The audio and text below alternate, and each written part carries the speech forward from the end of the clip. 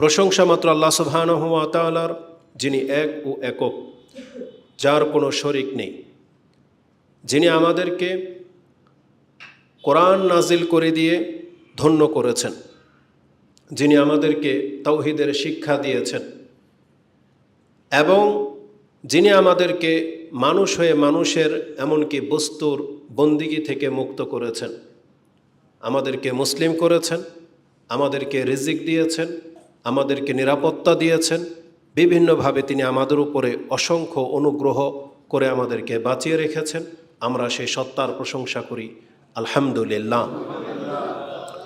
সালাতু ওয়াস সালাম প্রিয় নবী মুহাম্মদুর রাসূলুল্লাহ সাল্লাল্লাহু আলাইহি ওয়াসাল্লামের প্রতি, যিনি আমাদের মাঝে সর্বশ্রেষ্ঠ রাসূল হয়ে প্রেরিত হয়েছেন, যার শ্রেষ্ঠত্বের কারণে আমরা তার উম্মত হতে পেরে আমরাও বিগত সমস্ত উম্মাহ থেকে বেশি মর্যাদাবান হতে পেরেছি।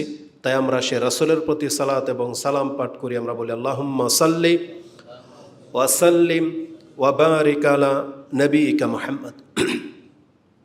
এমন একটা সময় আমরা এই পৃথিবীতে বেঁচে আছি বা অতিবাহিত করতেছি, এই দিনগুলোর মর্যাদা অন্যান্য দিন থেকে অনেক বেশি এবং শ্রেষ্ঠত্বের দিক থেকেও এই সময়টা সমস্ত সময় থেকে মর্যাদাপূর্ণ। হয়তো বিগত খুতবাগুলোতে আমরা কম বেশি এই দিনগুলো সম্পর্কে অনেক কিছুই হয়তো জেনেছি। সেই শিক্ষা থেকে একটু ইঙ্গিত করিয়ে দিই যে আমরা এই বিগত দিনগুলো সম্পর্কে কোরআন এবং হাদিস থেকে যা জেনেছি তার একটি হলো, এটা হচ্ছে জিলহজ মাস, যেই মাসটি হারাম মাসের একটি। হারাম মাস সম্পর্কে আশা করি আপনাদের জ্ঞান রয়েছে।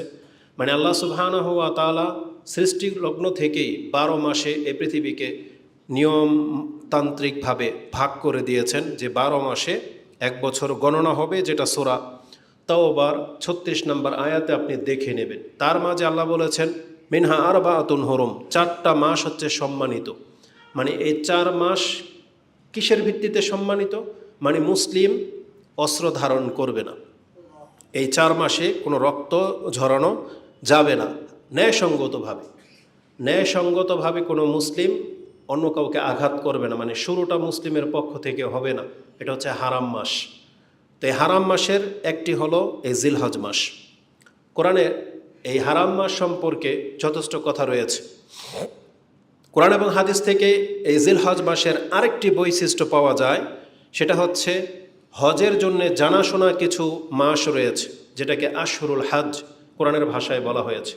যেমন আল্লাহ সুবহানাহু ওয়া তাআলা সূরা বাকারা 2 নম্বর সূরার 197 নম্বর আয়াতে বলেছেন আল হজ্জু আশহুরুম মালুমাত, নিশ্চয়ই হজের জন্য জানাশোনা মাস রয়েছে। আশহুর এখানে বহু বচন ব্যবহার করা হয়েছে, তার মানে কয়েক মাস। তাফসীরের মধ্যে উল্লেখ করা হয়েছে যে এই মাস হচ্ছে শাওয়াল, জিলকাদ এবং জিলহজ। আর জিলহজ মাসের 10 তারিখ পর্যন্ত হচ্ছে উদ্দেশ্য, কারণ 10 তারিখের পরে আর হজের নিয়ত করলে কাজ হবে না। তো যারা শাওয়াল মাসে নিয়ত করেছে তাদের হজও শুদ্ধ হবে, যারা জিলকদে নিয়ত করেছেন তারাও শুদ্ধ হবে, এবং যারা আগামী 10ই জিলহজ মানে কুরবানি দিনের রাত পর্যন্ত যদি কোনো ব্যক্তি নিয়ত করতে পারে আর আরাফার ময়দান পার করতে পারে, তাহলে তার হজ বলে বিবেচিত হবে। তো কোরআন আল্লাহ সুবহানাহু ওয়া তাআলা বলেছেন আল হজ্জু আশহুরুম মালুমাত, হজের জন্য জানাশোনা দিন রয়েছে, আর সেই দিনগুলোর একেবারে শেষ প্রান্তে আমরা পৌঁছে গেছি। আমাদের গণনা অনুযায়ী আজকে হচ্ছে হজের 2য় দিন, তার মানে আর মাত্র 6 দিন পর আরাফার দিন আসতে যাচ্ছে। আমাদের দেশের হিসাবে আরাফা পড়েছে আগামী জুমার দিন হচ্ছে ইয়মে আরাফা। তো আল্লাহ সুবহানাহু ওয়া তাআলা এই হজের মাসের আরেকটা বৈশিষ্ট্য আমাদেরকে জানিয়েছেন, এটা হচ্ছে হজের মাস, মানে এখন নিয়ত করলে আপনি হজের জন্য যেতে পারেন। তৃতীয় বৈশিষ্ট্য হলো এই জিলহজ মাসের এই মাসের 10 দিন, এই প্রথম 10 দিন এতটা মর্যাদাপূর্ণ বা এতটা বৈশিষ্ট্যপূর্ণ বলা হয়েছে যে এই দিনের ভালো কাজ করে আপনি আল্লাহর কাছে যতটা নেকি, সম্মান, মর্যাদা পাবেন, অন্য কোনো দিনের নেকি এই দিনগুলোকে হারাতে পারে না। এই দিনের আমল হচ্ছে সব থেকে শ্রেষ্ঠ। এই 10 দিন এখন আমরা অতিবাহিত করতেছি। এই 10 দিন এতটা মর্যাদাপূর্ণ যে কোরআনে এই সম্পর্কে ইঙ্গিত রয়েছে। যেমন সূরা ফজর 89 নম্বর সূরার শুরুটাই এই সম্পর্কে ইঙ্গিত রয়েছে যে আল্লাহ সুবহানাহু ওয়া তাআলা এখানে কয়েকটা বিষয়ের শপথ গ্রহণ করেছেন বা শপথ নিয়েছেন। তার মধ্যে এক হলো ফজরের ওয়াক্ত, ওয়াল ফজর। তারপর আল্লাহ বলেছেন ওয়ালায়ালিন আশর, 10 রাত্রির শপথ। ও মুরাদু বিহা আব্দুল ইবনে আব্বাস, মুজাহিদ ও গায়রু ওয়াহিদ মিনাস সালাফ ওয়াল খালাফ, পূর্বের এবং পরের সমস্ত সৎলোক এই তাফসীর মেনে নিয়েছেন বা এটাই তাদের ব্যাখ্যা যে এই 10 রাত বলে আল্লাহ যে শপথ করেছেন তার 3টি ব্যাখ্যা করা হয়েছে। তার একটি হলো ও মুরাদু বিহা আশরু জিলহিজ্জা। ইবনে আব্বাস বলেন আল্লাহ এই 10 রাত কসম করেছেন বলতে জিলহজ মাসের এই প্রথম 10 দিনকে উদ্দেশ্য নেওয়া হয়েছে। তা আল্লাহ সুবহানাহু ওয়া তাআলার এই শপথের মাধ্যমেই এই 10 দিনের মর্যাদা সমস্ত দিন থেকে পৃথক হয়ে যাচ্ছে। উপরন্তু রাসূলুল্লাহ সাল্লাল্লাহু আলাইহি ওয়াসাল্লাম থেকে আমরা সেই হাদিস জেনেছি যে রাসূল বলেছেন মা মিন আইয়ামিন আল আমালু সালিহু ফিহিন্না বা ফিহা আহাব্বু ইলাল্লাহি আযজা ওয়া জাল্লা মিন হাযিহিল আইয়াম। আরেকটা বর্ণনা আসছে মাল আমালু ফি আইয়ামিল আফদালু মিনহা, এমন কোনো দিনের সৎ কাজ উত্তম হতে পারে না এই হজের 10 দিনে করা ইবাদতকে হার মানাতে পারে। বরং আল্লাহ সুবহানাহু ওয়া তাআলার কাছে পছন্দনীয় হলো এই 10 দিনের ইবাদত। অন্য যে কোনো ইবাদতের মূল্যের তুলনায় এই 10 দিনের ইবাদতের মূল্য আল্লাহর কাছে বেশি বলে গণ্য করা হয়েছে। এইভাবে যখন রাসূল বলছেন ওয়ালাল জিহাদু ফি সাবিলিল্লাহ ইয়া রাসূলুল্লাহ, মানে আল্লাহর রাস্তায় জিহাদ করেও কি এত নেকি পাওয়া যাবে না বা আল্লাহর কাছে পছন্দনীয় হবে না? রাসূলুল্লাহ সাল্লাল্লাহু আলাইহি সাল্লাম বলেছেন ওয়ালাল জিহাদু ফি সাবিলিল্লাহ, জিহাদ করেও কেউ এতটা আল্লাহর পছন্দনীয় কাজ করতে পারবে না যতটা পছন্দনীয় আল্লাহর কাছে এই 10 দিনের ইবাদত। সুবহানাল্লাহ। তো আর যেই ব্যক্তি আল্লাহর রাস্তায় শহীদ হয়ে যাবে তার কথাটা ভিন্ন, সেটা হাদিসে আপনারা আছে, এটা ভালো করেই জানেন। এই হাদিসটি ইমাম আহমদের ভাষা থেকে কোট করেছে 1978 রয়েছে, ইমাম তিরমিজি 757 এবং ইমাম বুখারী রাহিমাহুল্লাহ 969 এবং আবু দাউদে হাদিসটি 2438 রয়েছে। তাহলে এই 10 দিন সম্পর্কে আমরা এতটাই জেনেছি যে পৃথিবীর সবচেয়ে শ্রেষ্ঠ দিনগুলোর মধ্য থেকে এই 10 দিন হচ্ছে শ্রেষ্ঠ যা আমরা অতিবাহিত করতেছি। আজকে তার 3য় দিন। এই 10 দিন আমাদের করণীয় কি হাদিসে ইঙ্গিত করে দেওয়া হয়েছে। এখানে বিশেষ করে কোনো একটা ইবাদতের দিকে ফোকাস করা হয় নাই। যদিও আমাদের বাঙালি সমাজের মাথা একটু মোটা, ভাবে একটু নিজের মতো করে, তারা প্রশ্ন করে যে হজের সিয়াম কবে থেকে শুরু হবে।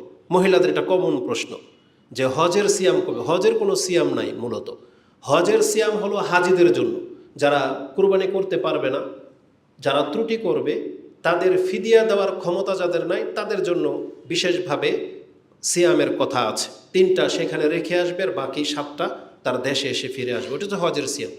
কিন্তু হজের সিয়াম বলে কোনো সিয়াম নেই। আমাদের সব কাজ হিসেবে নফল সিয়াম প্রাধান্য পেতে পারে। যেমন প্রাধান্য পাবে নফল সালাত, তেমনি প্রাধান্য পাবে দান সাদাকা, তেমন প্রাধান্য পাবে নফল সিয়াম, তেমন প্রাধান্য পাবে কোরআন তেলাওয়াত এবং জিকির আজকার।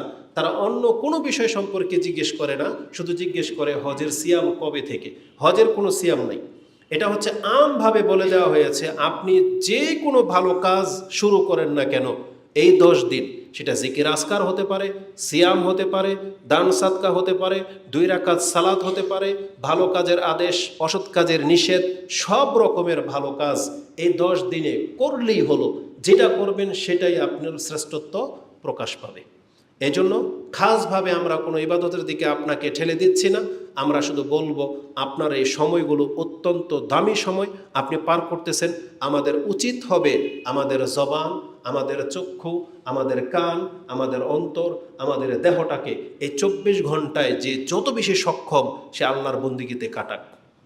তার চোখ অলওয়েজ কোরআনের দিকে থাকুক, তার কান ভালো কথা শুনুক, তার জবান দিয়ে জিকির আজকারে লিপ্ত থাকুক, আর সে পারলে মাঝে মাঝে সালাত পড়ুক, পারলে সিয়াম রাখুক। এই হচ্ছে 10 দিনের আমল। যে কোনো একটাকে প্রাধান্য দেওয়ার দরকার নেই। যার পক্ষে যেটা সহজ শুধুমাত্র ইবাদতের সাথে লেগে থাকলেই হলো, এটা আমাদের মেসেজ থাকবে। এছাড়া খাসভাবে কোনো ইবাদত এই 10 দিনে ধার্য করা হয়নি। পারলে আপনি সিয়াম রাখেন, বেটার, সালাত পড়েন, এইভাবে এই আমলগুলো দিয়ে আপনি 10 দিন অতিবাহিত করবেন। এই 10 দিনকে যদি আবার কম্পেয়ার করা হয় তাহলে বিশেষ 2টি দিন আছে, যেই 2 দিনের মর্যাদা এই 10 দিনের চাইতেও শ্রেষ্ঠ। তার একটা হলো ইয়ৌমে আরাফা 9 জিলহজ, আর একটা হচ্ছে ইয়ৌমুন নাহার 10 জিলহজ। যেই দিনগুলো সমস্ত দিন থেকে শ্রেষ্ঠ, মানে আপনি শ্রেষ্ঠর উপরে শ্রেষ্ঠত্ব পাবেন। যেমন সপ্তাহের মধ্যে জুমার দিন শ্রেষ্ঠ, ইবাদতের দিক থেকে বৃহস্পতিবার সোমবার দিন শ্রেষ্ঠ, তেমনি মৃত্যুর জন্য শুক্রবার নয় বরং সোমবার দিন শ্রেষ্ঠ। তেমনি বলা হয়েছে বছরে এই 10 দিন শ্রেষ্ঠ। এই 10 দিনের মধ্যে আবার বলা হয়েছে 2 দিন শ্রেষ্ঠ, আরাফা এবং ইয়ৌমুন নাহার। ওই 2 দিনকে যদি আবার কম্পেয়ার করা হয় তাহলে সবচাইতে শ্রেষ্ঠ দিন হচ্ছে ইয়ৌমুন নাহার, কুরবানির দিন, 10ই দিন। এই দিনের মতন পৃথিবীর কোনো দিন কম্পেয়ার করে কেউ পারবে না, কারণ ওই দিনটাকে ইয়ৌমে আজিম বলা হয়েছে, এটা মহান দিন। ওটা হচ্ছে হাজ্জুল আকবার, বড় হজের দিন। বড় হজ শুক্রবার, আরাফা কুরবানির সাথে রিলেটেড না, ওটা বারের সাথে সম্পর্ক না, ওটা হচ্ছে 10 তারিখের সাথে সম্পর্ক। যেই তারিখটা 10ই জিলহজ, এটাই হচ্ছে হাজ্জুল আকবার, সবচেয়ে বড় দিন। সেটা যে কোনো বারেই হোক হইতে পারে, কিন্তু 10 তারিখটাই হলো হাজ্জুল আকবার। আমরা সেই দিকে যেতে চাচ্ছি না। তাহলে এই 10 দিনের মধ্যে সর্বশ্রেষ্ঠ দিন হচ্ছে ইয়ৌমে আরাফা এবং ইয়ৌমুন নাহার। আমরা আজকে আলোচনা করার মতো ইয়ৌমে আরাফাটা নিয়ে নিচ্ছি, কারণ 10 তারিখ নিয়ে কথা বলার মতো আরেকটা খুতবা আমরা পাবো। এই জন্য আজকে ইয়ৌমুন নাহার নিয়ে কথা বলবো না, সেটা আগামী খুতবায় হবে ইনশাআল্লাহ। যে 10 তারিখ ঈদের দিন আমাদের কি করণীয় রয়েছে সেই সম্পর্কে আমরা আলোচনা করব। যেহেতু ইয়ৌমে আরাফা আগামী শুক্রবার, এই জন্যে আগে থেকে আমাদেরকে প্রস্তুতি নিতে হবে।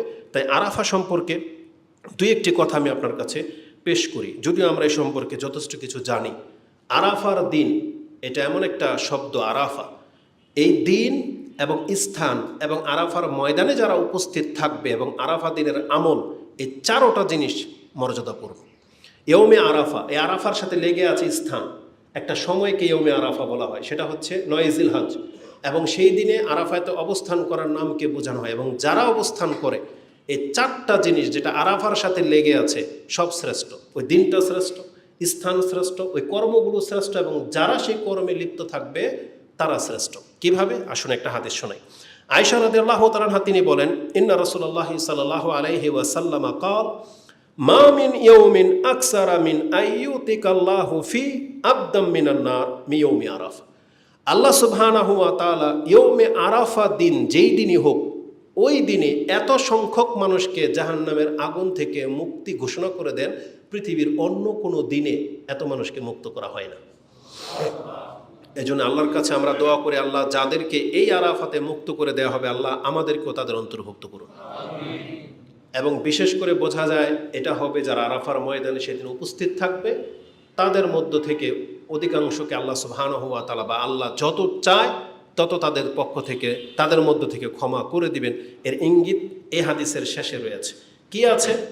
ওয়া ইন্নাহু লায়াদনু, আল্লাহ সুবহানাহু ওয়া তাআলা ওই আরাফা ময়দানে যারা উপস্থিত থাকেন সেই দিন আল্লাহ তাদের নিকটবর্তী হন। সুম্মা ইউবাহি বিহিমুল মালাইকা, তখন আল্লাহ ওই টিম যারা আরাফার ময়দানে অপেক্ষমান রৌদ্রের তাপে বসে আছে, আল্লাহ তাদের সম্পর্কে ফেরেশতাদেরকে জিজ্ঞেস করেন, মা আরাদা হাউলাই, বলো তো দেখি এরা এদের রাজ্যপ্রাসাদ, তাদের আপন ভালো ভালো জায়গাগুলো, বেডরুম ছেড়ে দিয়ে এই ময়দানে বসে আছে কেন? আল্লাহ সুবহানাহু ওয়া তাআলা তাদের মর্যাদা এইভাবে তুলে ধরেন। মানে আল্লাহ বোঝাতে চেয়েছেন এই লোকগুলো মূলত তার নাজাতের জন্য এবং আমার সন্তুষ্টির জন্যই এখানে উপস্থিত হয়েছে, এখানে আর কোনো ইচ্ছা নাই, আর কোনো উদ্দেশ্যে এখানে আসেনি, এখানে কোনো গুপ্তধন নিতে আসে নাই, এখান থেকে কোটিপতি হয়ে যাওয়ার জন্য আসে নাই, কেবলমাত্র আল্লাহর সন্তুষ্টির জন্য তারা আজকে এক কাপড়ে এখানে অবস্থান নিয়েছে, যাতে করে আল্লাহ তাদেরকে ক্ষমা করে দেন। এই জন্য আল্লাহ সুবহানাহু ওয়া তাআলা তাদেরকে বলেন, মা আরাদা হাউলাই, তাদের উদ্দেশ্য কি? তার মানে যারা সেখানে উপস্থিত হয়েছেন মূলত তাদের দিকেই কথাটা যায় যে আল্লাহ অসংখ্য মানুষকে সেই দিন জাহান্নামের আগুন থেকে মুক্ত ঘোষণা করে দেবেন। এই হাদিসটি ইমাম মুসলিম কোট করেছেন, কিতাবুল হজ 3180 নম্বরে আপনি হাদিসটি পেয়ে যাবেন। তাহলে এই হাদিসের মধ্যে রয়েছে আরাফাতের দিন অসংখ্য মানুষকে জাহান্নাম থেকে মুক্ত করা হয়। তাহলে এটা দিনের বৈশিষ্ট্য পাওয়া যায়। ওই দিন আল্লাহ আরাফাবাসীর নিকটে হন, মানে আরাফার ময়দান যেখানে, তাদের যারা উপস্থিত হচ্ছে তাদের মর্যাদা প্রকাশ পাচ্ছে। এবং এটা এমন একটা দিন যেই দিন রাসূলুল্লাহ সাল্লাল্লাহু আলাইহি ওয়াসাল্লাম আরাফার ময়দান থেকে উঠে দাঁড়িয়েছেন, মুজদালিফার দিকে যাবেন, সেই সন্ধ্যায়, সেটা হচ্ছে 10ই জিলহজ, মানে সূর্য ডুবে গেলেই তো 10 তারিখ শুরু হয়ে যায়। আর রাসূল যখন আরাফার ময়দানে এখনও বের হন নাই, উপস্থিত, সেখান থেকে মুজদালিফার দিকে রওনা হবেন, তখনই আল্লাহ আয়াত নাজিল করেছেন, আল ইয়াউমা আকমালতু লাকুম দীনাকুম, আজকে আমি আমার দিনকে তোমাদের জন্য পূর্ণ করে দিলাম। এই আয়াত যখন এক ইহুদি শুনেছিল বা পড়েছিল, পরবর্তীতে ওমর রাদিয়াল্লাহু তাআলার খেলাফতকালে, তখন বলেছিল যে আপনারা কোরআনে এমন একটা আয়াত পেয়েছেন, যদি এটা আমাদের ইহুদিদের উপরে আমাদের কিতাবে নাজিল করা হতো, তাহলে যেই দিন এটা নাজিল করা হতো সেই দিনটাকে আমরা ঈদের দিন হিসেবে, আনন্দের দিন হিসেবে ঘোষণা করে নিতাম। তো ওমর রাদিয়াল্লাহু তাআলা বলেছিলেন সেটা কোন আয়াত? তখন বলেছিল আল ইয়াউমা আকমালতু লাকুম দীনাকুম। তখন ওমর রাদিয়াল্লাহু তাআলা বলেছিলেন, এটা আমি ভালো করেই জানি এই আয়াতটা কোন দিন নাজিল হয়েছে, কোন স্থানে নাজিল হয়েছে। সেটা ছিল জুমার দিন, সেটা ছিল আরাফার ময়দান, আর সেটা ছিল ইয়ৌমুন নাহার, 10 তারিখের রাত। তার মানে কি, যেই দিনে আমরা ঈদ পালন করি আল্লাহ ওই দিনই আয়াতটা নাজিল করেছেন। আর জুমার দিনে নাজিল করেছেন, তার মানে আমরা জুমার দিনটাকে ঈদের দিন হিসেবে উদযাপন করে থাকি। ওরা তো একদিন গণনা করেছিল, আর আজকে আমরা বছরে 52 দিন ঈদের মতন করে পালন করি। তাহলে আল্লাহ সুবহানাহু ওয়া তাআলা এতটা সম্মান আমাদেরকে দিয়েছে। তো আরাফার ময়দানে যারা উপস্থিত, এটা তাদের বৈশিষ্ট্য পেয়ে গেলাম। আমরা কি পাবো? এই জন্য আমাদেরকেও মাহরুম করা হয়নি। রাসূলুল্লাহ সাল্লাল্লাহু আলাইহি ওয়াসাল্লাম বলেছেন যে আমাদের করণীয় হলো, যেই ব্যক্তি আরাফাতে সিয়াম পালন করবে আরাফার দিন, রাসূল বলেছেন সিয়ামু ইয়াউমে আরাফা, আরাফাতের দিনের একদিনের সিয়াম, আহতাসিবু আলাল্লাহ, আমি আল্লাহর কাছে এটা প্রত্যাশা রাখি, আইয়ু কাফিরা সানাতাল্লাতি কাবলা ওয়া সানাতাল্লাতি বাদা, আল্লাহ এই একটা সিয়ামের মাধ্যমে তার 1 বছরের পূর্বের এবং 1 বছরের পরের পাপকে আল্লাহ মাফ করে দিবেন। সুবহানাল্লাহ। এটা ইমাম মুসলিম কোট করেছেন, 2663তে রয়েছে। আরেকটা শব্দ হলো সুইলা আন সাওমি ইয়াউমি আরাফা ফাকালা ইউকাফিরু সানাতাল মাদি ওয়াল বাকিয়া, রাসূলকে যখন জিজ্ঞাসা করা হয়েছে আরাফার সিয়াম সম্পর্কে, আরাফার দিনের সিয়াম, রাসূল বলেছেন এর মাধ্যমে এই বছরের অতীতের এবং পরের গুনাহকে মাফ করে দেওয়া হবে। এটাও ইমাম মুসলিম কোট করেছেন, 2664তে আপনি হাদিস পেয়ে যাবেন। তা আরাফার দিনের এটা হচ্ছে আমাদের জন্য সবচেয়ে বড় একটা আমল, যে আরাফার দিন আমরা সিয়াম পালন করব। এই আরাফার দিন থেকে আমাদের আরেকটি কর্ম কোরআন হাদিস থেকে জানা যায়। হাদিসের মধ্যে যেটা আছে যে আরাফার দিন যেই দিন থেকে শুরু হবে, মানে জুমার দিনের ফজরের সালাত, তারপর থেকে নিয়ে বিশেষভাবে তাকবীর পাঠ করার কথা প্রমাণ পাওয়া যায়। এই ক্ষেত্রে আব্দুল ইবনে আব্বাস, আলী রাদিয়াল্লাহু তাআলা আনহুমা, ইবনে মাসউদ, তাদের থেকে এই আমল আমরা পাচ্ছি, যদিও সেটা রাসূলুল্লাহ সাল্লাল্লাহু আলাইহি ওয়াসাল্লাম থেকে পাওয়া যাচ্ছে না, মানে এটা রাসূল করেছেন বলে এরকম প্রমাণ পাওয়া যায় না। তবে আব্দুল ইবনে মাসউদ, আব্দুল ইবনে আব্বাস, আলী রাদিয়াল্লাহু তাআলা আনহুম আজমাইন, তারা এটা করতেন। ওয়ান আলীইন আন্নাহু কানা ইউকাব্বিরু বাদা সালাতিল ফজর ইয়াউমে আরাফা, তিনি ফজরের নামাজের সালাম ফিরানোর পর আরাফার দিনে ইলা সালাতিল আসরি মিন আখির আইয়ামিত তাশরিক, আইয়ামিত তাশরিকের আসরের সালাত পর পর্যন্ত তারা কি করতেন? ইউকাব্বিরু বাদাল আসর, তারা প্রত্যেক নামাজের পরে তারা তাকবীর পাঠ করতেন। এই হাদিস মুসান্নাফ ইবনু আবি শাইবা 5631 এবং 5633-এ রয়েছে, যে মুসান্নাফ ইবনে আবি শাইবা থেকে হানাফি সমাজের লোক বেশি উদ্ধৃতি দিয়ে থাকে। তাহলে এটা কাদের আমল? সাহাবায়ে কেরামদের আমল। এটা আমরা সুন্নাহ বলবো না, যেহেতু রাসূল সাল্লাল্লাহু আলাইহি ওয়াসাল্লামের হাদিস না, এটা সাহাবায়ে কেরামদের কাছ থেকে আমরা এটা পেয়েছি। এবং তারা কি বলে তাকবীর পাঠ করতেন সালাম ফিরানোর পর? আল্লাহু আকবার, আল্লাহু আকবার, আল্লাহু আকবার, লা ইলাহা ইল্লাল্লাহু, আল্লাহু আকবার, আল্লাহু আকবার ওয়ালিল্লাহিল হামদ। এটাও আপনি মুসান্নাফ ইবনে আবি শাইবা 5633-এ পেয়ে যাবেন। আমাদের সমাজে 2 বার আল্লাহু আকবার বলা হয়, কিন্তু 2 বার এবং 3 বার উভয়টা রয়েছে, আমরা একটা বেশিটা নিয়েছি, 3 বার আমরা বলে থাকি। কেননা আন হুমায়দিন তিনি বলেন আন্নাল হাসান আল বসরি কানা ইউকাব্বিরু আল্লাহু আকবার সালাসান, হাসান আল বসরি রাহিমাহুল্লাহ তিনিও 3 বার বলতেন, মানে আল্লাহু আকবার, আল্লাহু আকবার, আল্লাহু আকবার, লা ইলাহা ইল্লাল্লাহু, আল্লাহু আকবার, আল্লাহু আকবার ওয়ালিল্লাহিল হামদ। প্রথমে 3 বার, পরে 2 বার। এটাও মুসান্নাফ ইবনে আবি শাইবাতে 5654-তে আপনি পেয়ে যাবেন। তা আমাদের কাছে যে দলিল আছে সেটা আমি আপনার কাছে পেশ করে দিয়েছি। তা আরাফার দিনের বিশেষ আমল আমরা দুইটা পাচ্ছি। কি? ওই দিন আমরা সিয়াম পালন করব, আর ওই দিনের ফজর নামাজের পর থেকে প্রত্যেক নামাজের পরে আমরা তাকবীর পাঠ করব, এটা মুআল্লাক। আর আমভাবে যখন তখনই, যে হজের চাঁদ উঠে গেছে, এখন আপনারা জবান দিয়ে যখন তখন এই শব্দগুলোই উচ্চারণ হবে, লা ইলাহা ইল্লাল্লাহু ওয়াহদাহু লা শারীকা লাহু লাহুল মুলক ওয়া লাহুল হামদু ওয়া হুয়া আলা কুল্লি শাইইন কাদির। আল্লাহু আকবার, আল্লাহু আকবার, আল্লাহু আকবার, লা ইলাহা ইল্লাল্লাহু আল্লাহু আকবার, আল্লাহু আকবার ওয়ালিল্লাহিল হামদ। এটা যেমন হজের মাঠে এখন মানে আপনি ধ্বনি শুনতে পাবেন, তারা লাব্বাইক এটাও বলে, কিন্তু আমরা তো লাব্বাইক বলবো না, কিন্তু আমরা বাকি জিকির আজকারগুলো উচ্চ স্বরে আমরা যখন তখন বলবো। কেন উচ্চ স্বরে? যাতে করে আমাদেরটা শুনে আরেকজন যে গাফিল হয়ে আছে তার স্মরণ হয়ে যাবে, সেও তখন উচ্চ বলবে। এটাই হচ্ছে নিয়ম। এবং এই দিনগুলোতে যে তাকবীর পাঠগুলোর কথা বলা হয়েছে তা হলো আরও 4টা বাক্য, সুবহানাল্লাহি ওয়ালহামদুলিল্লাহি ওয়ালা ইলাহা ইল্লাল্লাহু আল্লাহু আকবার। এই বাক্যগুলো উচ্চারণ করার কথা আছে, যেটা আমরা গত খুতবায় আলোচনা করেছি। তাহলে এটা হলো এই 10 দিনের আমলের মধ্যে। আর বিশেষ করে আরাফার দিনে, আবারও বলি, আরাফার দিনের মাত্র 2টা কাজ অতিরিক্ত করব, সেটা হচ্ছে সিয়াম পালন করা আর তাকবীর পাঠ করা। তারপরের দিনই শুরু হবে ইয়ৌমুন নাহার, 10 কুরবানির দিন। সেটা আমরা আগামী জুমায় আলোচনা করব বলেছি, এ সম্পর্কে আর বিস্তারিত কিছু বলছি না। এখন আমাদের গুরুত্বপূর্ণ আরেকটি ইবাদতের কথা আপনাদেরকে স্মরণ করিয়ে দিই। এই 10 দিনের জন্য যেই কারণে এই 10 দিন শ্রেষ্ঠ, সেটা হচ্ছে ইয়ৌমুন নাহার, কুরবানি, আল্লাহর জন্য কুরবানি করা। এই কুরবানি সংক্রান্ত বিষয়ে 2টা পয়েন্ট শুধু আমি আপনার কাছে উল্লেখ করব। মানে কুরবানিটা কি, এটা আপনি অন্তর থেকে অনুধাবন করার চেষ্টা করেন। এটা না বোঝার কারণে আজকে কুরবানি নিয়ে কত রকমের প্রশ্ন, কত রকমের সংশয় আপনার মধ্যে তৈরি হয়েছে। কুরবানি মূলত এটা এমন একটা ইবাদত যেটা আল্লাহ সুবহানাহু ওয়া তাআলা বছরে একবার আমাদের জন্য সুযোগ করে দিয়েছেন। এই সম্পর্কে কি নেকি আছে আল্লাহ বলেননি, তার রাসূলও বলেননি। জেনে নেন, একটা হাদিসও সহির মর্যাদায় পৌঁছেনি যে কুরবানি করলে এই নেকি, পশম ওজন করা হবে না, চামড়া ওজন করা হবে না, রক্ত ঝরা হবে না, কি হবে, একটা হাদিসও সহি মর্যাদায় পৌঁছেনি। এই জন্য আমরা আপনাকে বলবো না যে কুরবানি করলে এই নেকি সেই নেকি, গরুর হাড্ডি গোশত নিয়ে আপনি হাসরের মাঠে উঠবেন, এই ধরনের কোনো বর্ণনা সহি মর্যাদায় পৌঁছেনি। তাহলে এই নেকি আল্লাহ সুবহানাহু ওয়া তাআলা উজ্জ্বল রেখেছেন, বলেননি কিছু, কিন্তু এটাকে আল্লাহ এতটুকু বলে দিয়েছেন, এই কুরবানিটা কুরব থেকে এসেছে, মানে আল্লাহর নৈকট্যবান হওয়ার একটা মাধ্যম। মানে আপনি ত্যাগ করবেন আল্লাহর নিকটবর্তী বান্দা হওয়ার জন্য, আর এই ক্ষেত্রে আল্লাহ এই কুরবানিটাকে প্রতিষ্ঠিত করেছেন। এই জন্য আল্লাহ সুবহানাহু ওয়া তাআলা ওই হাবিল আর কাবিলের ঘটনায় এটাই বলা হয়েছিল যে আল্লাহ মুত্তাকিনটাকে গ্রহণ করে থাকেন। কুরবানি মূলত আল্লাহর তাকওয়া প্রমাণ করার জন্যই আল্লাহ এই ব্যবস্থা করেছেন। তাকওয়া প্রমাণ করে দেন আপনি, নেকির কথা বলা হয় নাই, আপনি শুধু তাকওয়াবান এটা প্রমাণ করে দেন।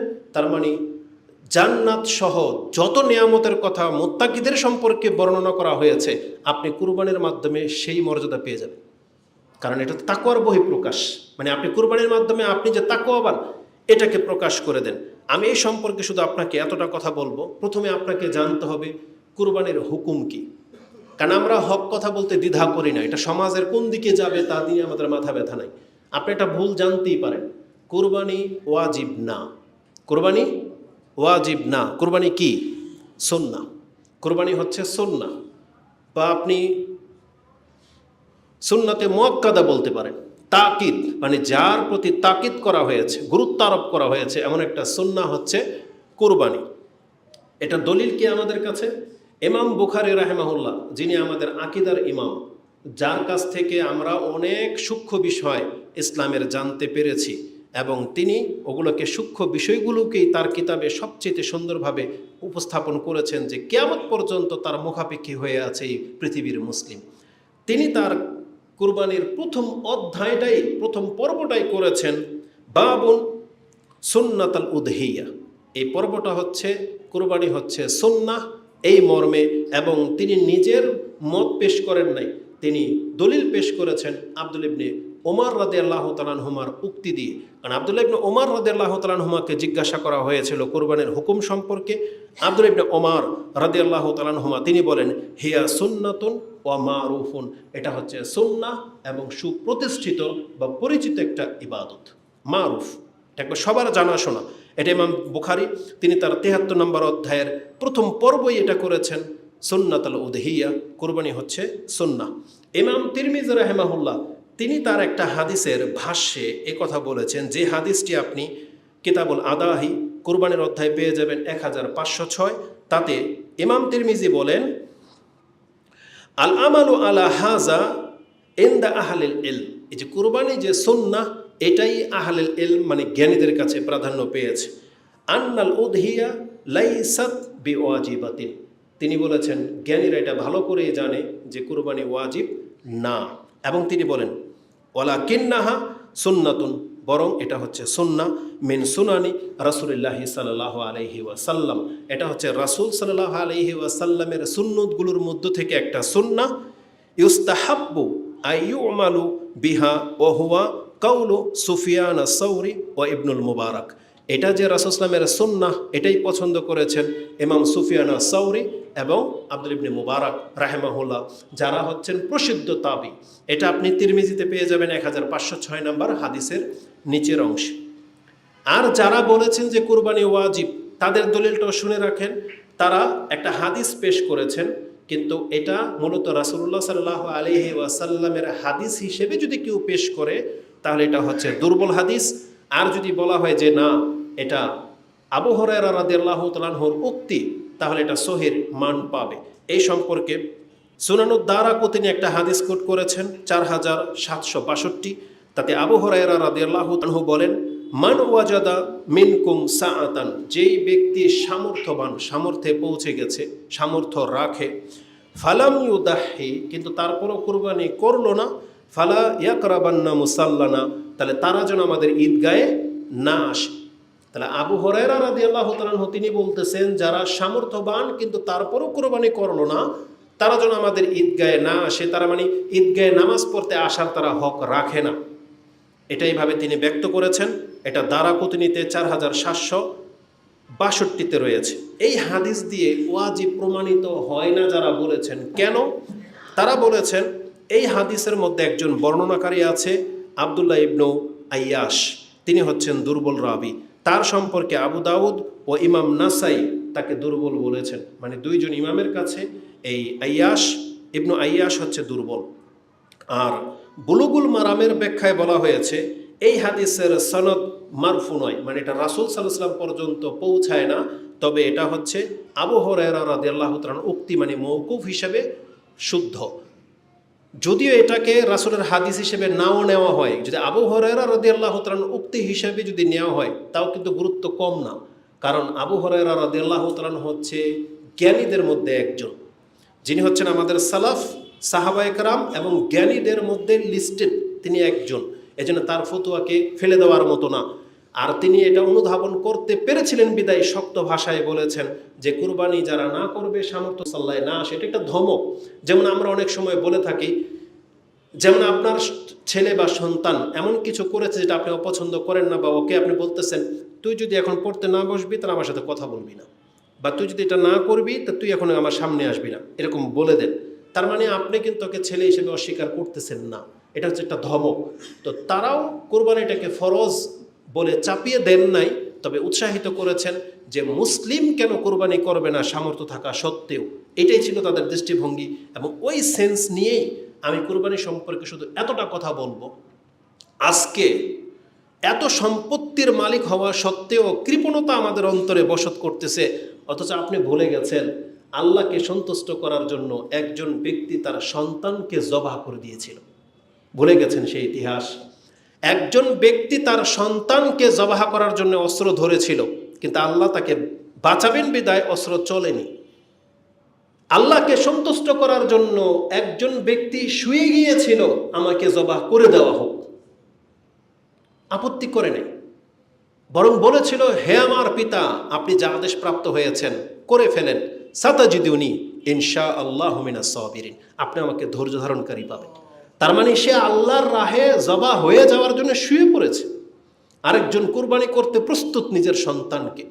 আর ইতিহাসে এটাও পাওয়া যায় যে আল্লাহকে সন্তুষ্ট করে দেওয়ার মতো এমন একজন ব্যক্তি, যিনি তার ক্ষমতা যখন এসেছে তিনি 100 উট আল্লাহর জন্য কুরবানি করেছেন, তিনি হচ্ছেন আমাদের নবী মুহাম্মদুর রাসূলুল্লাহ সাল্লাল্লাহু আলাইহি ওয়াসাল্লাম। এটা আমরা সবাই জানি যে বিদায় হজে রাসূলুল্লাহ সাল্লাল্লাহু আলাইহি সাল্লাম 100 উট, তার মধ্যে নিজের হাতেই তিনি 73টা বা 79টা উট নিজের হাতে একা জবাহ করেছেন। একটা গরু জবাহ করতে আপনি পেরেশান হয়ে যাবেন, ভয় লাগবে আপনার, আর রাসূল নিজের হাতে এতগুলো উট তিনি একা জবাহ করেছেন, নহর করেছেন, এবং তার নিজের টাকার। তার মানে ইব্রাহিম আলাইহিস সালাম তিনি তার কলিজার টুকরা প্রথম সন্তান পেয়েছেন এত বছর পর, সেটা পর্যন্ত আল্লাহর সন্তুষ্টির জন্য কুরবানি করতে দ্বিধা করেন নাই। ইসমাইল আলাইহিস সালাম নিজের জীবন দিয়ে দেওয়ার জন্য দ্বিধা করেন নাই। মুহাম্মদুর রাসূলুল্লাহ সাল্লাল্লাহু আলাইহি সাল্লাম যার সম্পর্কে আপনি বলতেছেন যার ঘরে খাদ্য ছিল না, খেজুর আর পানি খেয়ে 3 মাস তারা কাটাতেন, কিন্তু এই সুযোগ আসলে তিনি হাতছাড়া করতেন না। তার মতন ব্যক্তি প্রত্যেক বছর মোটা তাজা 2টা করে দুম্বা জবাহ করতেন, আর যখন আল্লাহ তাকে শক্তি ক্ষমতা দিয়েছেন তখন তিনি 100 উট একাই কোরবানি করেছেন। তার মানে তার মতন পয়সাওয়ালা তো পৃথিবীতে বহু আছে, কই তাদের তো এই ক্ষমতা হয় না। আল্লাহ সুবহানাহু ওয়া তাআলা আমাদেরকে বলে নাই যে তোমরাও তাদের মতো করো, বরং আল্লাহ বলে দিয়েছেন বান্দা তোমার সামর্থ্য অনুযায়ী তুমি আল্লাহর জন্য একটা পশু জবাহ করো, তোমার সামর্থ্য অনুযায়ী, বাধ্য করেন নাই আল্লাহ। জাস্ট আল্লাহ সুবহানাহু ওয়া তাআলা গুরুত্বটা বুঝিয়েছেন যে আমার জন্য এরা এই করেছে, তুমি কি করবা একটু দেখাও করে। এজন্য আমাদের উচিত বছরে একবার মাত্র কোরবানির সময় আসে। আমার তো মনে হয় না যে বর্তমানে এমন যুবক বা এমন ফ্যামিলি মেম্বার কম আছে যারা 20,000 টাকা দিয়ে একটা বকরি কুরবানি করতে পারবে না বছরে একবার। এটা আমার মনে হয় না, কারণ প্রত্যেকের হ্যান্ডসেট মোবাইল যদি এখন আমরা তাকাই, প্রত্যেকের সেট 20-এর প্লাস, 15-20 হাজার টাকার ঊর্ধ্বে। আর যারা প্রত্যেক বছর সেটকে আপডেট করেন তাদের 20-30-50 হাজার গায়ে লাগে না। বিয়ের অনুষ্ঠানে আপনি কত টাকা নষ্ট করে দিচ্ছেন, আর ইবাদতের সময় শুধু তালবাহান, এটা মোটেও কাম্য না। এই জন্য আমরা বলবো অবশ্যই মুসলিম আপনি এগিয়ে আসেন। আর কোরবানিটা আপনি করছেন কার জন্য, এটাও তো একটা দেখার বিষয় আছে। এটা তো বিফলে যাচ্ছে না। হিন্দুরা যদি তাদের দেবীকে খুশি করার জন্য পশু জবাহ করতে পারে, কি যে করে তারা নেটে আপনি দেখতে পাবেন। তাহলে আপনাকে যে আল্লাহ আমাদেরকে হেদায়েত করে দিয়েছে, এর বিনিময়ে আল্লাহকে আমরা কি দিচ্ছি? আল্লাহ তো আমাদেরকে হেদায়েত করে দিয়েছেন, আর আল্লাহ এই কথাটাই ঘুরে ফিরে বারবার বলেছেন লিউকাব্বিরুল্লাহ আলা মা হাদাকুম, তুমি আল্লাহর বরত্ব তো এই জন্য ঘোষণা করবা যেহেতু আল্লাহ তোমাকে হেদায়েত করে দিয়েছেন। তাহলে মুসলিম হিসেবে আল্লাহর জন্য কুরবানি করা আপনাকে ফজিলত বর্ণনা করতে হবে কেন? এই জন্য আমি মনে করি এতটা কথা যথেষ্ট যে বছরে একটা সুযোগ আল্লাহ আমাদেরকে দিয়ে দিয়েছেন, আর আল্লাহ যে বলেছেন এটা তাকওয়ার দাবি। আল্লাহ তোমার এই গরুর রক্ত গোশত চান না। কোরআনে কি আল্লাহ কথা বলেন নাই? আল্লাহ কি বলেছেন? লা ইয়ানালাল্লাহু লুহুমুহা ওয়ালা দিমাউহা ওয়ালাকিন ইয়ানালুহু আত-তাকওয়া মিনকুম। আল্লাহ কুরবানির মাধ্যমে তোমার তাকওয়াটা শুধু দেখতে চান, আর গরুর চামড়া রক্ত গোশত সব তোমাদের জন্য, এগুলো তোমরাই ভক্ষণ করবে, তোমরাই উপকৃত হবে। আমি শুধু আল্লাহ তাকওয়াটা দেখতে চাচ্ছি। তাহলে এটাই হচ্ছে কুরবানির আসল তত্ত্ব, এটাই হচ্ছে কুরবানি করার আসল মর্যাদা, যেটা আপনি সূরা হজ 37 নম্বর আয়াতে পেয়ে যাবেন। তো এটা ছাড়া আমি আর কিছুই বলতে পারি না যে কুরবানি সম্পর্কে। বাকি যে হাদিসগুলো আছে আগেই বললাম, সেগুলো সহি মর্যাদায় পৌঁছেনি। অতএব আমরা দোয়া করি আল্লাহ আমরা যারা এখানে আছি আমাদের অন্তত এই সুযোগটা আপনি এতটুকু সামর্থ্য রাখেন যাতে আপনার জন্য বছরে একটা পশু হলে আমরা কোরবানি করতে পারি। আমিন ইয়া রাব্বাল আলামিন। কোরবানি সংক্রান্ত মাসলা মাসাইল বহু, তাহলে আপনি যদি হুকুম জানেন আপনার বহু কিছু হাল হয়ে যাবে। কোরবানি সুন্নাহ, আপনাকে সামর্থ্য অনুযায়ী কোরবানি করতে বলা হয়েছে। ইসলামের আরেকটা মর্যাদা হলো আল্লাহ বলেছেন কেউ যদি তার এবং তার পরিবারের পক্ষ থেকে একটা বকরি যদি জবাহ করে, একটা বকরির দাম কত? 1 বছরের একটা বকরি আপনি 10,000 টাকার মধ্যে পেয়ে যাবেন। 10 থেকে নিয়ে যত উপরে যাবেন তত বেশি, কিন্তু 10,000 হলে আল্লাহ নেকির ক্ষেত্রে কার্পণ্য করেন না, কিন্তু আপনি কুরবানির ক্ষেত্রে কার্পণ্য করতেছেন। লোকে কি বলবে যে এই এত বড় বিল্ডিং এর মালিক একটা বকরি কুরবানি করছে, তাই না? এজন্য আপনি হয় ভাগে যাচ্ছেন, না হয় কুরবানি দিচ্ছেন না। এটা একটা হীনতা, এটা একটা অজ্ঞতা। বরং আপনি লোকচক্ষুকে কেন ভয় করেন? আজকেও পৃথিবীতে আরব দেশে কোটিপতি কি কম আছে? আপনি খোঁজ নিয়ে দেখেন তারা গরু কয়জনে দেয়? বরং তারা দুম্বা দেয়, বকরি দেয়, যেটা তাদের দেশের পশু। আমরা গরুতে কেন যাই? যেহেতু আমাদের দেশের বকরির সংখ্যা কম, সেই জন্য। কিন্তু আপনার জন্য এটা সহজ অপশন। আপনার দরকার নেকি? সমাজ কি বলল? লোকচক্ষুকে আপনি লজ্জা কেন পান? বিয়ে বাড়িতে রান পাঠাইতে হবে, এটা কোথাকার কুরবানি? বরং আপনার নেকির দরকার। কে বকরি খায় না খায়, বলে কি অনেকে গরু বকরির গোশত খায় না বা গরিবরে কি দেবে, এটা বাহানা আপনার। আপনি মাহরুম হয়ে যেয়েন না। যেখানে একটা বকরি জবাহ করলে আপনি আপনার পরিবার সহ নেকি পেয়ে যাচ্ছেন, তারপরও কেন তো কার্পণ্য। আর যদি শখই জাগে তাহলে গরু দিবেন তো দেন, ভাগে হলেও দেন, ভাগে হলেও দেন, কারণ আপনাকে কুরবানি করতে হবে, এটাই হচ্ছে মূল কথা। আল্লাহ আমাদের কাজকে সহজ করুন, আমিন। এখন যেহেতু কোরবানি করবেনই, অনেকে মনস্থর করেই ফেলেছেন, আগামী জুমা আসার আগেই হয়তো পশু কেনার এটাই উপযুক্ত সময়। পশু কেনার ক্ষেত্রে মাত্র দুইটা কথা আমি আপনাকে বলবো। এক, আপনি ভুলে যেয়েন না আল্লাহর জন্য কোরবানি করবেন, অতএব আপনার টাকা হালাল হতে হবে, আপনার টাকা হালাল হতে হবে। কারণ আল্লাহ সুবহানাহু ওয়া তাআলা হারাম অপবিত্র কোনো কিছু গ্রহণ করেন না, এটাই স্পষ্টভাবে আল্লাহ জানিয়ে দিয়েছেন, ইন্নাল্লাহা তাইয়্যিব লা ইয়াকবালু ইল্লা তাইয়্যিব। আল্লাহ পবিত্র, আর পবিত্র সম্পদ পবিত্র কিছু ছাড়া আল্লাহ গ্রহণ করেন না। তাহলে প্রথম শর্ত হচ্ছে হালাল হতে হবে। দ্বিতীয় শর্ত হচ্ছে টাকা তো হালাল, কিন্তু আপনি একটা রুগ্ন যেমন তেমন বাজারে পেয়েছেন একটা বকরি না জবাহ করে দিবেন না, এটা হওয়ার না। বরং যেহেতু আল্লাহর জন্য আপনি কুরবানি দিচ্ছেন, এই জন্য আপনার সামর্থ্যের মধ্যে সবচাইতে সুন্দর যেটা চোখে লাগবে, যেটাকে এই উদ্দেশ্যে লালন পালন করা হয়েছে, এমন পশুকেই আপনি চুজ করবেন। টাকা বাঁচানোর জন্য গোয়াল থেকে এটা ধরে আনছে এরকমের কুরবানি করবে না, যেটা প্রত্যেক বছর আমরা দেখতে পাই যে গরুর হাটে সংকট, পশু নাই। আমরা দেখেছি 3 জনে ধাক্কা দিয়ে গরুটাকে নিয়ে আসতে পারতেছে না হাটে, কারণ ওর ওঠার মতন ক্ষমতাই নেই, হাড্ডি বেরিয়ে গেছে, এমন পশু নিয়ে আসতেছে আল্লাহর জন্য কুরবানি করার জন্য। কি মনে করেন? সুবহানাল্লাহ। আবার কত মিথ্যুক এ প্রতারক ব্যবসায়ী আছে, এখনো 2 বছর হয় নাই গরু, এখনো বছর ওই বকরির দাঁত পড়ে নাই, 8 মাসের 9 মাসের বকরি সে কুরবানির জন্য বাজারে তুলেছে, আর এগুলি কাস্টমারকে সে মিথ্যা প্রতারণা দিয়ে বেচে দিচ্ছে। ধর্ম নিয়ে তামসা, এটা কি আপনার গোশত খাওয়ার বকরি? তাহলে প্রত্যেকটা ব্যবসায়ী এই যারা গরু বকরি পালন করেন, আপনি কিয়ামতের মাঠে কত বড় মিথ্যুক হয়ে উঠবেন যে তার একটা কুরবানিটাকে আপনি নষ্ট করে দিচ্ছেন এই সামান্য কিছু টাকার জন্য। এটা হওয়ার না। এই জন্য অবশ্যই যারা বেচেন তারা শিওর হয়ে বেচবেন যে বকরির দাঁত উঠেছে কিনা, গরুর 2 বছর হয়েছে কিনা। এটা না করলে টাকা আপনার জন্য হালাল হবে না। তো পশুর জন্য 2টা মূলনীতি, এক, পশু হালাল টাকার হতে হবে, আর পশুটা একটা সুন্দর হতে হবে। এই সম্পর্কে চমৎকার একটা কথা শোনেন, আমরা তো কোরআন হাদিস পড়ি না। আল্লাহ সুবহানাহু ওয়া তাআলা একটা আমভাবে একটা আয়াত বলেছেন, যেটা আপনি সূরা হজের 36 কি 32 নম্বর আয়াতে পেয়ে যাবেন। আল্লাহ বলেছেন, যালিকা ওমাই ইউআযযিম শাআইরাল্লাহ ফাইন্নাহা মিন তাকওয়াল কুলুব। যারা আল্লাহর নিদর্শনকে মূল্যায়ন করে, আল্লাহ বলতেছেন এটা তো তার অন্তরে যে আল্লাহ ভয় আছে, আল্লাহ ভীতি আছে, এটাই তার প্রমাণ। যেমন আল্লাহর শায়ের হচ্ছে দাড়ি রাখা। এখন দাড়ি সুন্নত না ফরজ, এগুলো নিয়ে তর্কে আপনি জড়ান নাই, কেন রাখলেন? এটা নিদর্শন, এটা আল্লাহওয়ালা চিনা যায়, বা এটা রাসূল সাল্লাল্লাহু আলাইহি ওয়াসাল্লামের সুন্নাহ, এটাতে আল্লাহর নিদর্শন রয়েছে, মানে এটা আল্লাহর বিধান। যারা এটাকে কেন্দ্র করে রেখেছে, সেই ব্যক্তির অন্তরে যে আল্লাহর ভয় আছে, এটা তার প্রমাণ।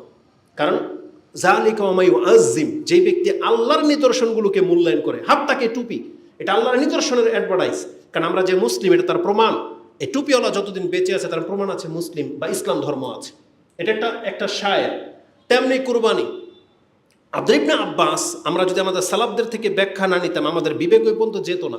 এই আয়াতের তাফসীর ইবনু কাসির তিনি আব্দুল্লাহ ইবনে আব্বাস থেকে ব্যাখ্যা এনেছেন, যালিকা ওয়া ইউআযযিম শাআইরাল্লাহ, আল্লাহর নিদর্শনকে মূল্যায়ন করা। তিনি বলতেছেন পশুর ক্ষেত্রে কি হবে বলেন, তিনি বলেছেন আল ইস্তিসমান, 3টা গুণ বলেছেন, ইস্তিসমান, ইস্তেহসান ও ইস্তেজাম। তিনি বলেছেন আল্লাহর জন্য যে পশুটা কুরবানি করা হবে, সেটা হতে হবে মোটা তাজা, সেটা হতে হবে সুন্দর, অনেক সুন্দর, আর সেটা হতে হবে বড়। এজাম, ইস্তেজাম বলা হয়েছে। তার মানে অবশ্যই যে পশুটাকে কুরবানি করার যোগ্য করে প্রস্তুত করা হয়েছে, একবারে তেলতেলে, দেখতে সুন্দর, গোলগাল, মানে কোনো জায়গায় ডেবে নাই, হাড্ডি বেরিয়ে যায় নাই, এবং যেটা বড়, যার যত সামর্থ্য আছে সে তত বড় কুরবানি করবে, এটার তার ব্যাখ্যা করা হয়েছে, ইবনে কাসিরে পেয়ে যাবেন। এবং ইমাম বুখারী রাহিমাহুল্লাহ তার কিতাবুল আদাহির 7 নম্বর পর্বে উল্লেখ করেছেন, আবি উমামা তিনি বলেন, কুন্না নুসাম্মিনুল উদহিয়া বিল মদিনা, আমরা মদিনাতে পশুগুলোকে কুরবানির উদ্দেশ্যে মোটা তাজা করার কাজ করতাম। তার মানে খাসভাবে কিছু পশুকে মোটা তাজা করা হতো। এবং তিনি বলেছেন ওয়াকানাল মুসলিমুনা ইউসাম্মিনুন, আর মুসলিমরাও এই পশুগুলোকে মোটা তাজা করার কাজ করত। তার মানে যারা লালন পালন করত তারা এই উদ্দেশ্যে লালন পালন করত যে এগুলো আল্লাহর জন্য কুরবানি হবে। এই জন্য মুসলিমদের উচিত বেছে বেছে গরু কোরবানি করা, বেছে বেছে পশু নেওয়া, যা তা কোরবানি করবেন না। সামর্থ্যের মধ্যেই কিন্তু দেখে সুন্দরটা নেবেন, ছোট হোক কিন্তু সুন্দর হইতে হবে। টাকার মান অনুযায়ী যেটা বেটার আপনার সাথে মিলে যাবে ওটা নেন, কারণ এটা গোস্ত কতটুকু হবে গোস্তের সাথে ওই কুরবানির গরুকে কম্পেয়ার করলে চলবে না। এই জন্য যারা প্রস্তুত করে গরুকে তৈরি করেছে তাদের কাছ থেকে নেন। রাসূলুল্লাহ সাল্লাল্লাহু আলাইহি সাল্লাম বলেছেন মূলনীতির একটা হলো লা তাসবাহু ইল্লা মুসিন্নাতান, তোমরা 2 দাঁত বিশিষ্ট পশু ছাড়া জবাহ করবে না। মানে দুধের দাঁত পরে উঠলে 1 বছর সময় লাগে বকরির জন্য, আর গরুর জন্য 2 বছর সময় লাগে। উটের দিকে আমরা যেতে চাচ্ছি না, কারণ উটের দরকার নেই আমাদের এই মাসলা, এটা যাদের জন্য তারা জেনে নেবে।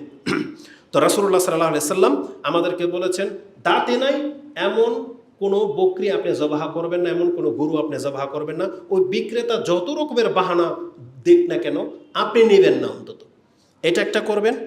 দ্বিতীয়ত দেখবেন আলী রাদিয়াল্লাহু তাআলা তিনি নিজের জন্য পছন্দ করতেন, তিনি বলেছেন আন নাস্তাশরিফাল আইন ওয়াল উযুন, রাসূল আমাকে বলেছে তুমি চোখ এবং কানটাও দেখে নিও। তার মানে কান যাতে বড় বড় হয়, কানে যেন কাটা কোটা কোনো খুঁত না থাকে, এমনগুলো দেখে নেবেন। কান কাটা হলে কোরবানি করা জায়েজ, ত্রুটি হবে না, কিন্তু সৌন্দর্যতার জন্য আপনি কান কাটাও নেবেন না, এটা বলা হয়েছে। আর স্পষ্ট যেগুলো কোরবানি করতে জায়েজই হবে না সেটা জানেন। একটা হচ্ছে অন্ধ, বাইয়ানো আওয়ারুহা, যার দৃষ্টি নষ্ট এমন গরু, ট্যাগরা হোক বা বাঁকা হোক বা 1 চোখ নষ্ট হোক 2 চোখ নষ্ট হোক, এমন কোনো গরু কোরবানি আপনি করতে পারবেন না। ল্যাংরা যেটাকে আমরা বলি, খোরা মানে যেটা 1 পা ত্রুটি আছে, সেই গরু আপনার জবাহ করা চলবে না। এবং ওই যে আল কাসির মানে এমন বয়সে পৌঁছে গেছে হাড় হাড্ডি বেরিয়ে গেছে, ধাক্কা দিয়ে উঠানো যায় না, এমন গরু কোরবানি করা জায়েজ নাই। এবং বলা হয়েছে অল আরজাউ, এটা বলেছি, অল কাসিরও বলেছি, আল্লাহ তিল্লা তুনকি অল মারিদ, আর যেই পশুটা আপনি এনেছেন তো সুস্থ কিন্তু কুরবানির আগে অসুস্থ হয়ে গেছে, এমন অসুস্থ যেটা কুরবানি করতে নিষেধ, এমন পশুকে আপনি কুরবানি করবেন না। তাহলে আপনার করণীয় কি?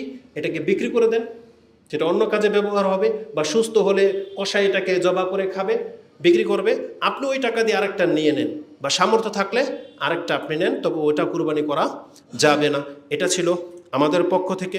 আল্লাহ সুবহানাহু ওয়া তাআলা আমাদের কথাগুলোকে বোঝার এবং সে অনুযায়ী আমল করার তৌফিক দান করুন, আমিন। আকুলু লিকাউলি হাযা আস্তাগফিরুল্লাহ লি ওয়া লাকুম ওয়া লিসাইরিল মুসলিমিন ফাস্তাগফিরু ইন্নাহু হুয়াল গফুরুর রহিম।